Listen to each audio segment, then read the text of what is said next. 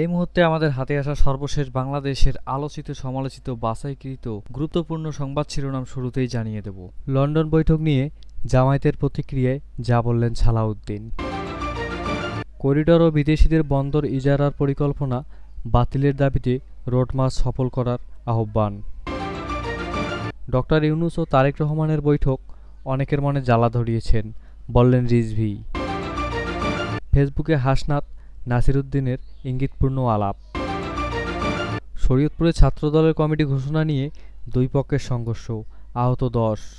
প্রধান উপদেষ্টা ডক্টর মোহাম্মদ ইউনূসের সঙ্গে বিএনপির ভারপ্রাপ্ত চেয়ারম্যান তারেক রহমানের বৈঠককে স্বাভাবিক মনে করলেও যৌথ বিবৃতিকে ভালোভাবে নেয়নি জামায়াতে ইসলামী।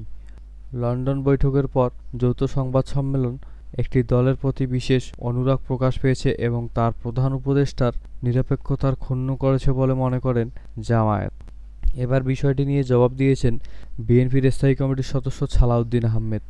তিনি বলেন, কোনো দলের প্রতি অনুরাগ নয়, বরং 2026 সালের রোজার আগে ফেব্রুয়ারি মাসে নির্বাচন হতে পারে বলে জামায়াতের আমির যেই পরামর্শ দিয়েছিলেন সেটার সঙ্গে প্রধান উপদেষ্টার ঘোষিত নির্বাচনের নতুন সময়সীমা সামঞ্জস্যপূর্ণ। শনিবার 14 জুন বিকালে লন্ডন বৈঠক নিয়ে জামায়াতে ইসলামীর কেন্দ্রীয় নির্বাহী পরিষদের প্রতিক্রিয়া গণমাধ্যম প্রকাশের পর সালাউদ্দিন আহমেদ এসব কথা বলেন। সালাউদ্দিন আহমেদ বলেন, এ বৈঠক নিয়ে জামায়াতে ইসলামী যে প্রতিক্রিয়া জানিয়েছে তাতেই বলা আছে যে জামায়াতের আমির গত 16 এপ্রিল একটি বিদেশি মিশনের সঙ্গে বৈঠক শেষে উপস্থিত সাংবাদিকদের ব্রিফিংকালে 2026 সালের রোজার আগে ফেব্রুয়ারি মাসের নির্বাচন হতে পারে বলে দৃষ্টিভঙ্গি তুলে ধরেছিলেন। ফলে লন্ডন বৈঠকের পর নির্বাচনের সময়সীমা নিয়ে যেই ঘোষণা তা জামায়াতের আমিরের দৃষ্টিভঙ্গির সঙ্গে সামঞ্জস্যপূর্ণ।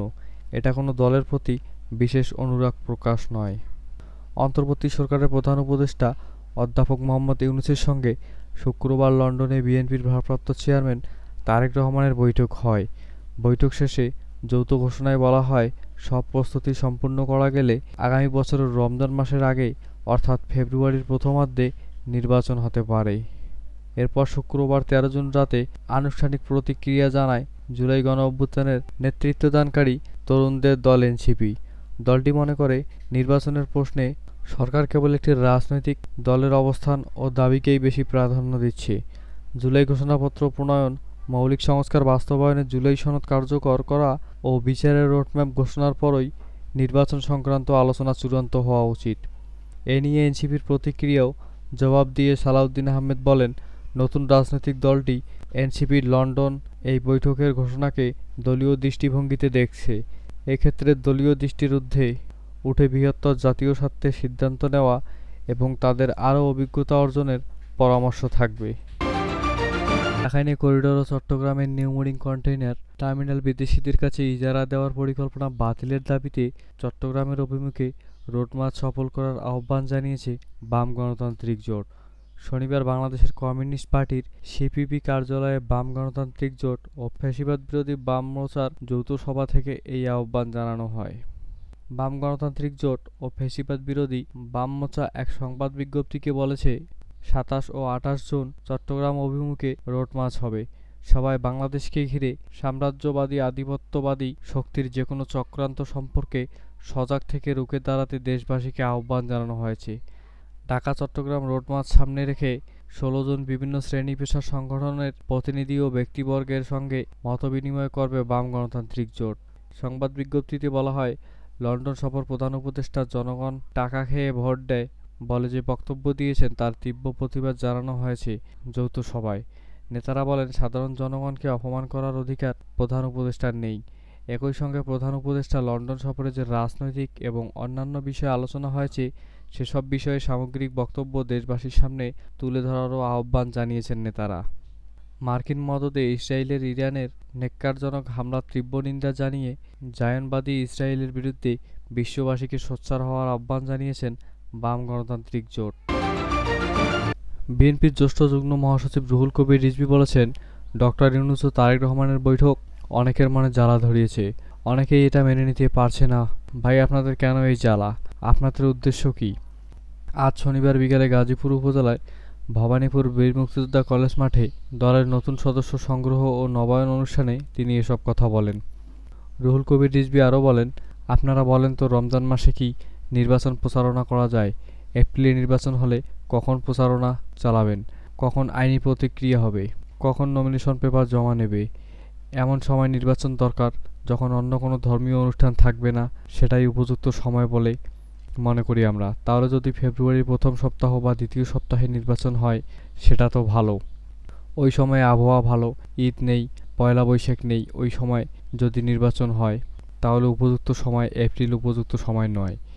ওই সময় বৈশাখ মাস কালবৈশাখী হবে, তাণ্ডব চলবে। রিজভী আরও বলেন, আমাদের কিছু রাজনৈতিক বন্ধুরা বলেছেন লন্ডনে বৈঠকে নিরপেক্ষতার ক্ষুণ্ণ হবে। ভাই আপনাদের ইতিহাসটা বলুন তো দেখি, কখন নিরপেক্ষতার সঙ্গে কাজ করেছেন? পাকিস্তান আন্দোলনকে সমর্থন করেননি। আপনারা ৭১ সালে বিরোধিতা করেছেন। ৮৬ সালে হাসিনার সঙ্গে নির্বাচন করেছেন। আপনারা ৯৫ সালে হাসিনার সঙ্গে বিএনপির বিরোধিতা করেছেন। আপনারা ৫ আগস্টের পর আওয়ামী লীগকে মাফ করে দিয়েছেন। তাহলে আপনাদের রাজনীতিটা কিসের?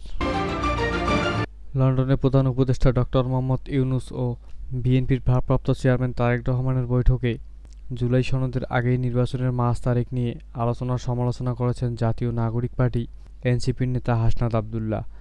ফেসবুকে দেওয়া স্ট্যাটাসে এনসিপির আরেক নেতা নাসির উদ্দিন পাটোয়ারি ও হাসনাতের মধ্যকার মন্তব্য বিনিময়ে কিছু ইঙ্গিত লক্ষ্য করা গেছে। হাসনাত স্ট্যাটাসে বলেন, জুলাই সনদের আগে নির্বাচনের মাস আর তারিখ নিয়ে কথা বলা অন্তর্বর্তীকালীন সরকারের প্রধান দায়বদ্ধতা ভুলে যাওয়ার নামান্তর। সনদ রচনার পরে নির্বাচন বিষয়ক আলোচনা চূড়ান্ত হওয়া উচিত। তিনি বলেন, দেশের স্থানীয় পর্যায়ে ইতিমধ্যে চাঁদাবাজি, দখলদারিত্ব, প্রশাসনকে প্রভাবিত করা, পেশিশক্তির প্রদর্শনসহ ক্ষমতার অপব্যবহারের নানা দৃষ্টান্ত প্রতিনিয়ত দৃশ্যমান হচ্ছে।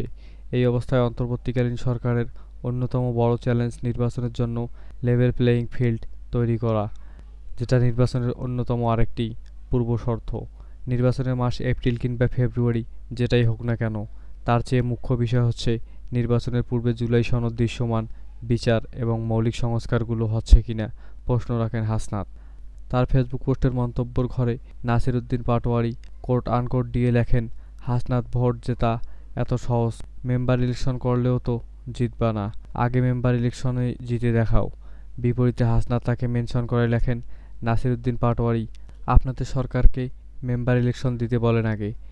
এরপর প্রতিবেদন লেখা পর্যন্ত এই কমেন্টের উপর অন্যরা ১৭১টা কমেন্ট লিখলেও পাটোয়ারি কোট আলকোট দিয়ে কার কথা বোঝাতে চেয়েছেন সেই ইঙ্গিতের অর্থ বোঝা সম্ভব হয়নি। শরীয়তপুর জেলা ছাত্রদলের নতুন কমিটি গঠনকে কেন্দ্র করে দুই পক্ষের সংঘর্ষ ও ধাওয়া পাল্টা ধাওয়ায় পথচারীসহ অন্তত ১০ জন আহত হয়েছেন। মঙ্গলবার ৩ জুন বিকেলে এই সংঘর্ষের ঘটনা ঘটে। ছাত্রদল সূত্র জানায়, ২০২১ সালে শরীয়তপুর জেলা ছাত্রদলের কমিটি ভেঙে দেওয়া হয়। এরপর ৪ বছর জেলা ছাত্রদলের কোনো ধরনের কমিটি ছিল না। মঙ্গলবার সকালে ছাত্রদলের কেন্দ্রীয় কমিটির সভাপতি রাকিবুল ইসলাম ও সাধারণ সম্পাদক নাসির উদ্দিন স্বাক্ষরিত জেলা কমিটি ঘোষণা করা হয়। কমিটি ঘোষণার পরই দুই পক্ষের মাঝে শুরু হয় বিরোধ।